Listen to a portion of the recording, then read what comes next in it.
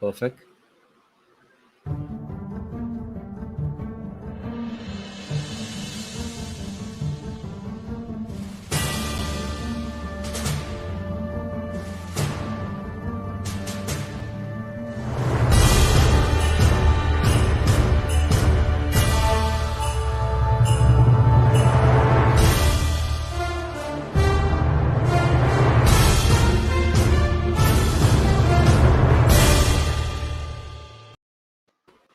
Good evening, guys, and welcome to another Crossroads. I tell you, it is a bit cloudy here today in the southwest, and we've got a packed program for you today. I promise we've got quite a few people on, and you know what? It's really good because when we started last year on our podcast and our radio, we only had a few hundred, and now we've got around about 33,000 people and spreading, and it's really, really good. So anyway, don't forget, guys, if you'd love to sponsor us, we are not funded in any way. We are looking for sponsors, and we can tell you more about that if you contact us. Anyway, my first guest today, all the way from India. Yeah, go all the way from India. I think this is the farthest we've been so far. Anyway, it's Bobby. Hello, Bobby. How are you? Hey, I'm doing very well, Steve. How are you doing? I'm okay. Thank you very much for joining me. It's a pleasure. It's a delight. Now, now, tell everybody in the UK and around the world about yourself. Yes. So thank you so much for inviting me to the wonderful stream that you have, Steve. Just to give you a quick introduction, my name is Bobby dsoza. I'm the author of the book called Fallen to Rise, which you just see behind me. I am a keynote speaker, a motivational speaker, and now a virtual keynote speaker. I have had the privilege of working with 156 corporation and events, and I worked with thousands of people across the world. My goal is to inspire and motivate people. So that's a little about me. That's a little about me. Yes. Brilliant. Okay, really good.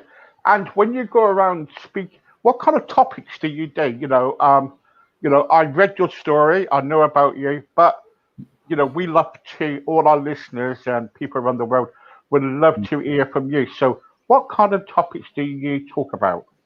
All right. See, as a keynote speaker, one of my passion is inspiration. And I speak on the topic of my book, in fact, which is called Fallen to Rise. Basically, falling, failing, making mistakes is sometimes a taboo in different cultures across the world. My goal is to help people to understand that every time you fall, you have an opportunity to rise, to get better, to improve, and make things bigger, better, and higher for each person. So, inspirational motivation is one of my key forte. I bring in my own story as well in that.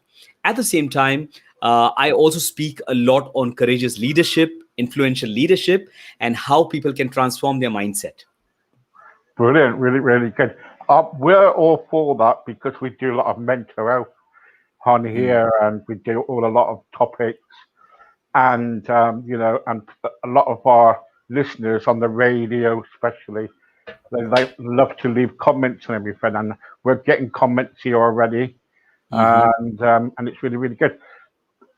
When you go around speaking around the world doing all your events and um, giving people talking about motivation.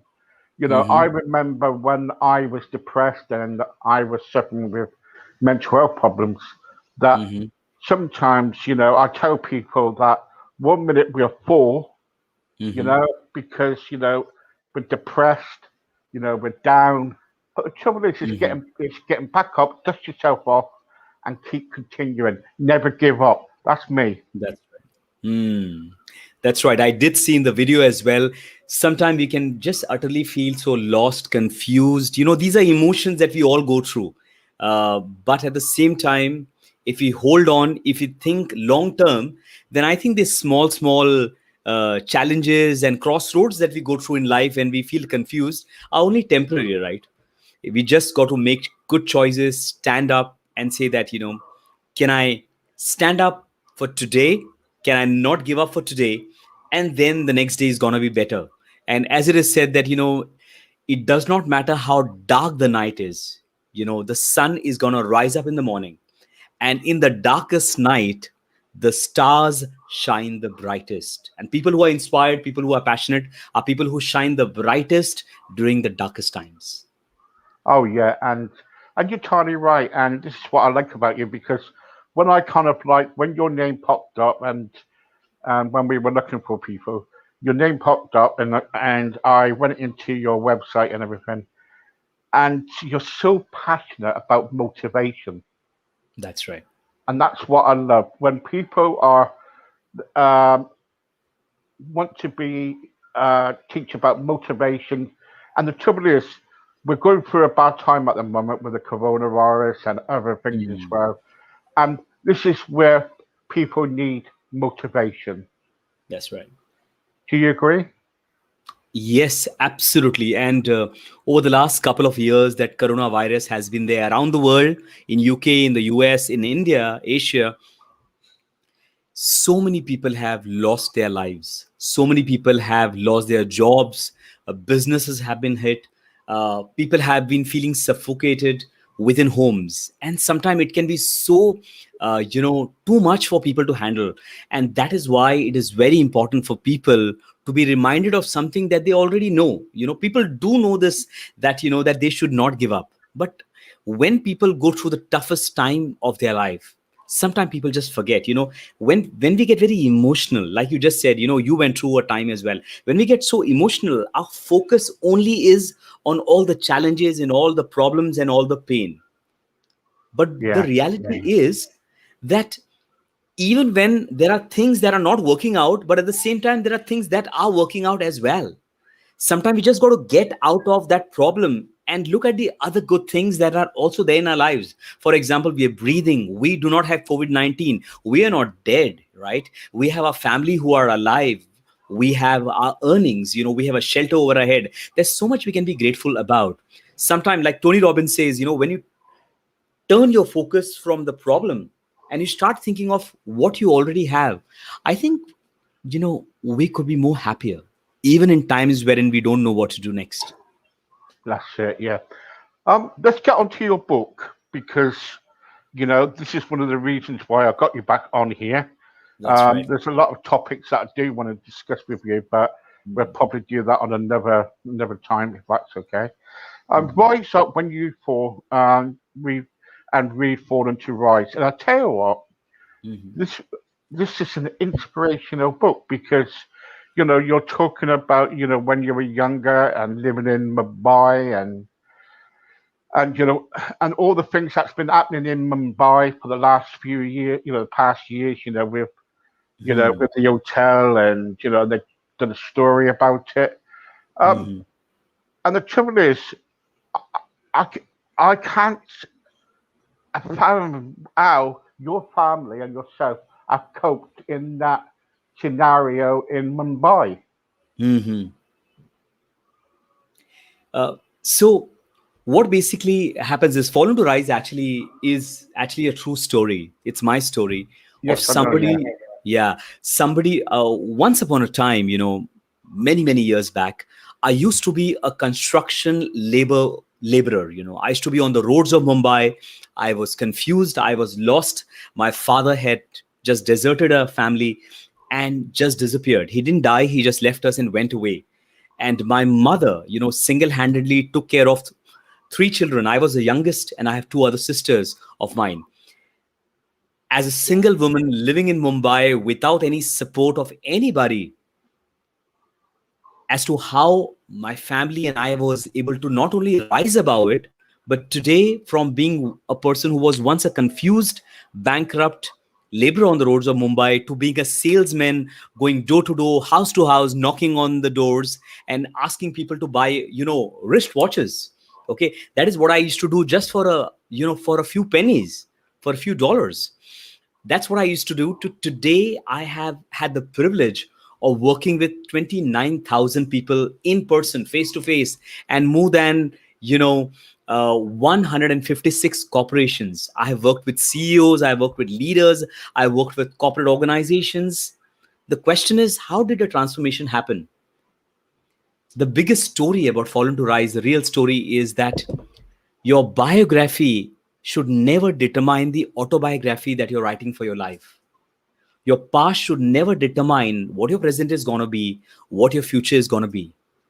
And I know it may sound cliche, but the reality is a lot of people pick up the old negative stories of how things have not worked out in the past, and they keep punishing themselves consistently until they, die. And I Yeah, chose to say that that is not going to be the end. From the worst, the best comes out. And from the falls, I was able to rise. And I'm so glad that I've been able to inspire and, yeah. help so many people. And it is a blessing. When you were younger in your teens, you Hmm. say you were confused. Were That's you right. confused about what was going on in your family life, or were you confused what was happening around you?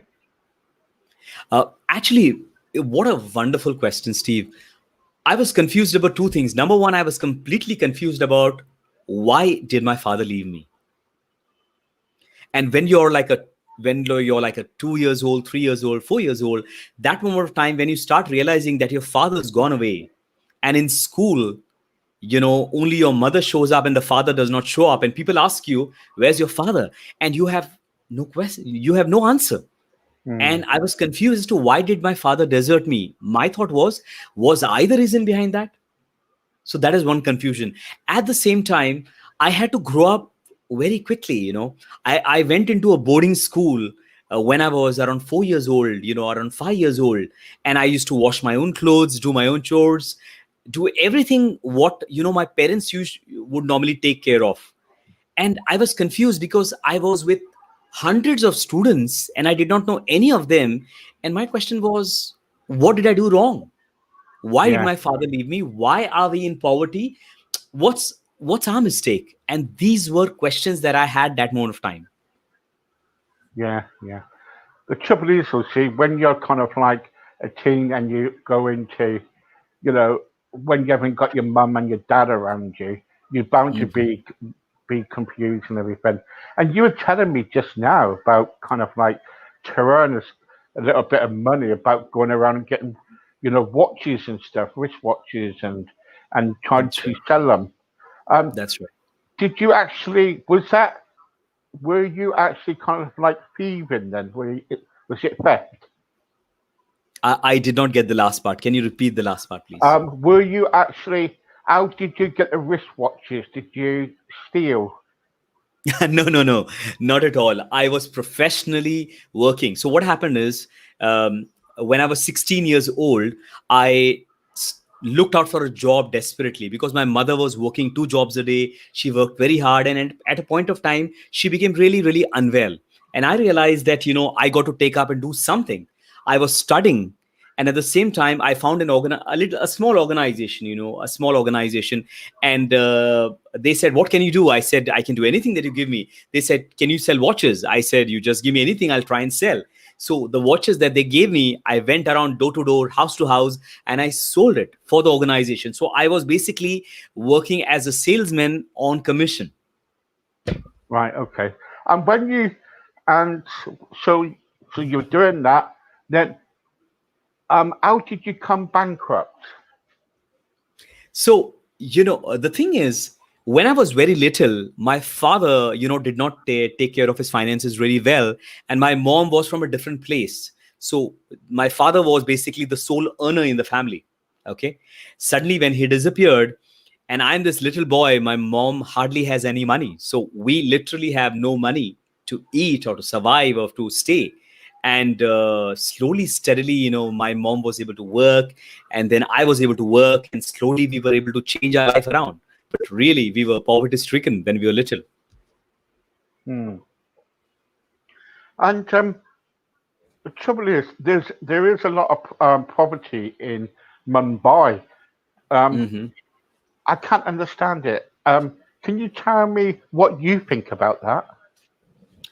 See, honestly, if you come to India and if you come to Mumbai, what I've observed is you will find the most affluent, the richest, the wealthy. the middle class people and very very rich people as well.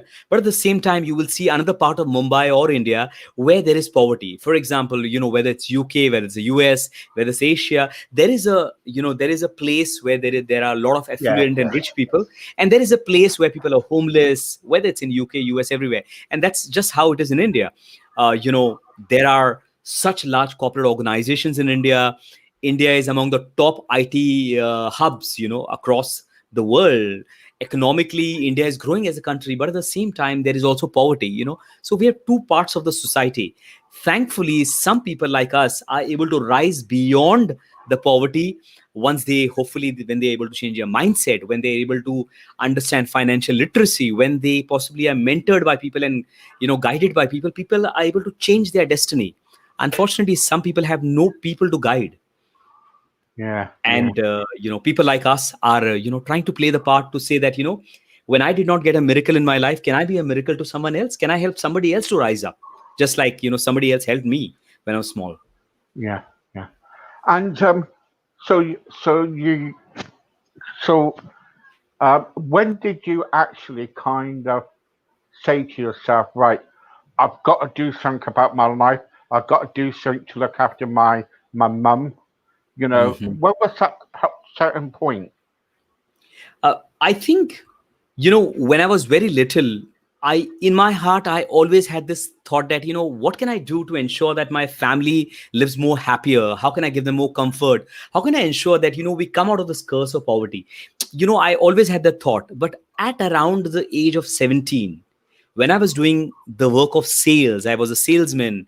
And one of the days when I was selling watches and I did not sell any watch that day, and I was standing on the roads of Mumbai, there is rain falling from heaven, and it is monsoon in Mumbai. It's raining cats and dogs. And I have an umbrella over my head. I have a wristwatch in my hand.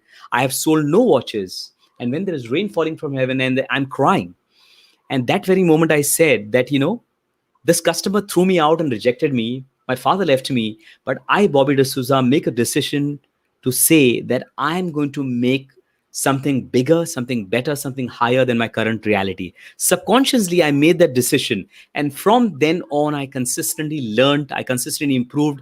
I hung around people who were better than me. And slowly, steadily, I was able to improve and get better and better and better. Brilliant, really good, really good. And when you were getting better and better and better, what did you do then? Because you you've done, because now you're doing like keynote speaking, you're doing musical engagements, Mhm. and plus you're author. Yes. You must be really proud of yourself. Uh, I am, what I could say is, rather than proud, I think I feel blessed. I feel, you know, I'm not the only. See, I made some good choices for sure. Uh, in the crossroads of my life, but I'm also glad for people who went out of the way to help me, whether it was my school teacher who chose to pay some of my school fees, whether it was my mom who stood strong with me, never gave up on me, never remarried, stood strong and stood strong consistently, whether it was one of my best friends who stood strong with me, whether it was a mentor and guide. So yes, I'm happy and blessed that I was able to move forward. But I am also grateful for all those people, who stood for me and helped me in the process. Okay. And today, if what would you say to people today, if they are in their lives they have fallen down and Mhm. they're having problems getting back up? What advice would you give them? I think the biggest advice I want to give everybody is this, and I've experienced it myself. That very moment when you're feeling grief stricken, when you're feeling heartbroken, when you're feeling hurt, when you're feeling disappointed, when you're feeling confused, when you're feeling lost, when you feel, I don't have the energy to do anything more, my suggestion is, don't spend time in feeling helpless and crying and doing self pity, because I've done that for many years earlier, and it does not help. Self pitying and just feeling very bad about how terrible my life is not going to make our life better. What is possible is, at times when you feel confused and lost, take a break, take a rest. If you need to sleep, go and sleep. When you're tired, sleep, but don't give up. When you're confused, take a break, but don't give up. When you're feeling horrible, it is just a temporary emotion. Do not make permanent negative decisions for a temporary emotion and situation. And finally, ask for help. There are amazing people who are willing to help, thousands of people who are kind, gracious, who want to help. And if anybody wants help from me, and if I can be a guide or a friend to somebody, I'm so glad to help without expecting anything back. Yeah, yeah. Okay. And also, what I want to talk about before you go, but we'll probably get you back again to talk to you more about other things that you do. It's about your music. Yes. Um, Yes. now, um, so you're a keynote speaker. So, what made you get into the music side of things? All right, all right. So honestly, I got into music before I got into keynotes. From a As a little young boy, when I was in church, I used to play the African drums, the djembe. I learned it over there. And when I was a little kid, also, before I even understood things, I always was very keen into music. My father also was a musician, and he used to sing, he used to play the drums. And similarly, I sing, I act, I dance, I use music. So one of the days I realized that people enjoy music. It does not matter whether you're globally around the world, whether you're in India. Music is the language that people need no subtitles and translation. Isn't that right, Steve? That's correct. Yeah, yeah, And as a result of that, I decided that why not marinate music and inspiration together. Because what also happens is, a lot of time people hear inspirational message, leadership message of improving your mindset, but people are so used to hearing speeches. So sometimes what you need to do is make the soil more fertile, or basically help people to open up. And what music does is, it makes people comfortable, it makes people vulnerable, it makes people open up.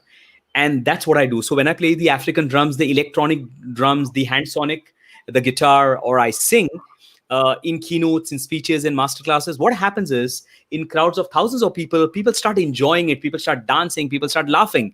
And in the process, I'm able to bring in a powerful message that resonates with people.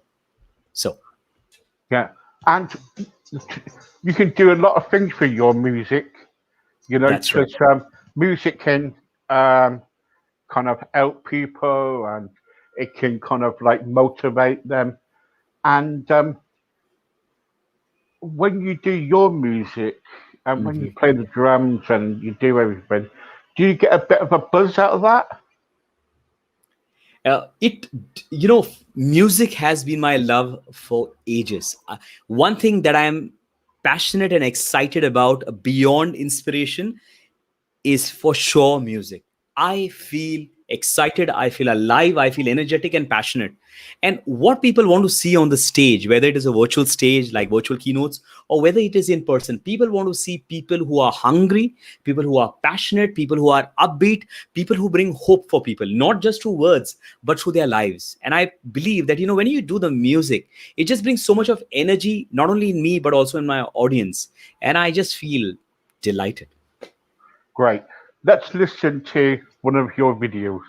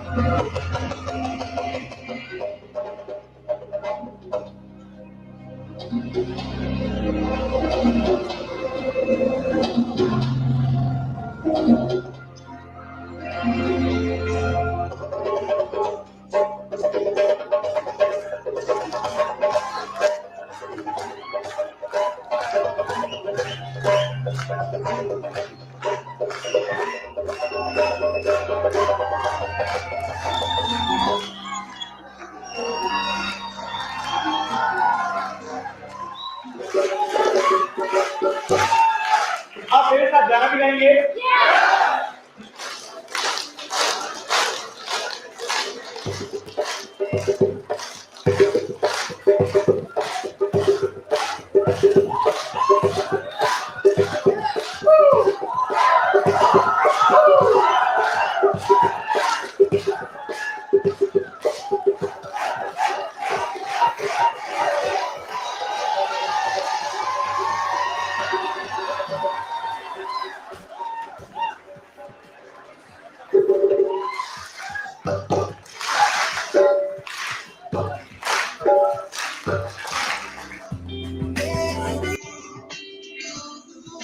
There you go.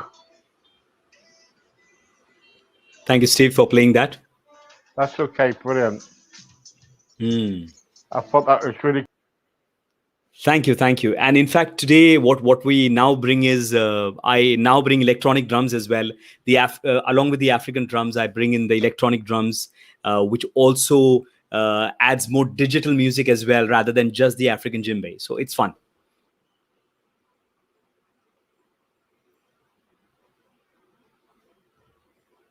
Yes, Steve, can you hear me?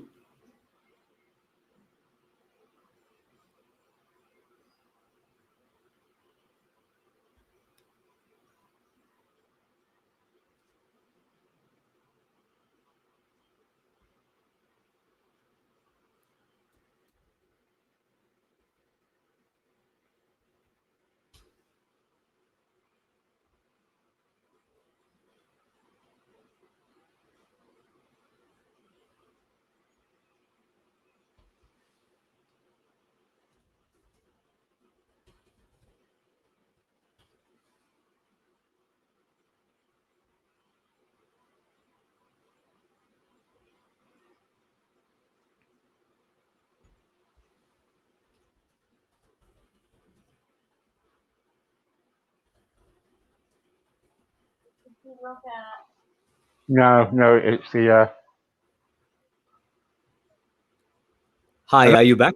Yes, are Yeah, you back? sorry about that. No problem, no problem. Bad network, I understand the internet can sometimes play up. Yeah. Um, Hi, are you back? I Yes, are am. you back? Sorry about that. No problem, no problem. Bad network, I understand the internet can sometimes play up. Yeah.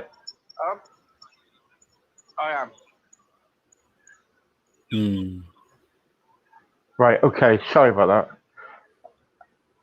When we were watching that video just now, how long did it take you to play the drums and everything? As in, how much time did it take for me to learn it or play Yeah, during the learn it. keynote? Learn it. Yeah.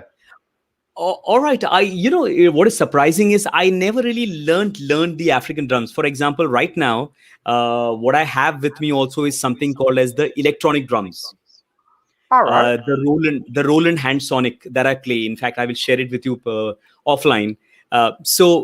What I it's because I have played with bands, it Yeah. is much more easier to play it live. So there is never like a how much time did I take to learn, but because I was consistently playing with the band, I learned it in the process, and I kept I, experimenting, trying out new things.